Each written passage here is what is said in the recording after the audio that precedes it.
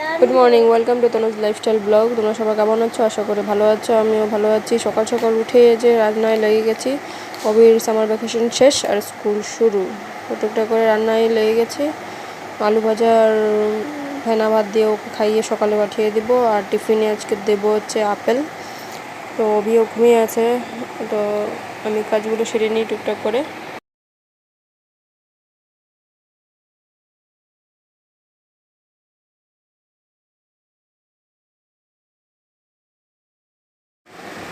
কাজ করতে করতে উঠে চলে আসছে বিছনা থেকে।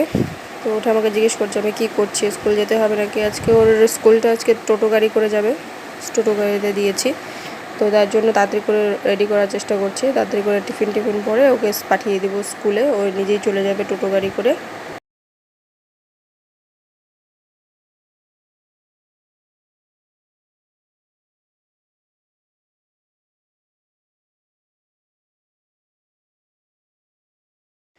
দেখো কি সুন্দর টোটোটা বানিয়েছে, তোমার নেট দেওয়া, একদম মুরগির মতো লাগে, যেন মুরগিকে আটকেছে এটার ভিতরে। তো ওবিও স্কুলে চলে যাবে এবার, ও চলে যাচ্ছে। ওই দেখো টোটো চলে যাচ্ছে স্কুলে। আজকের ওয়েদারটাও খুব সুন্দর, মেঘলা মেঘলা আকাশ। তো আমি বাড়ি এসে চা খেয়ে নিচ্ছি।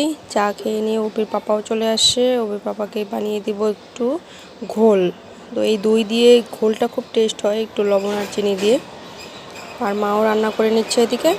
তারপর আমি স্নানটা করে নিব, অভি আসার আগে স্নান পুজোটা হয়ে যাওয়া দরকার, নাহলে খুব অসুবিধা হয়। মাও রান্না হয়ে যাবে, তো তারাও সেরে নিই আমি।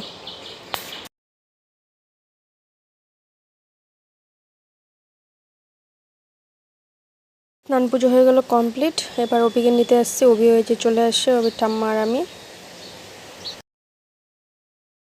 ব্লগটা এখানে শেষ করছি। Thank you so much.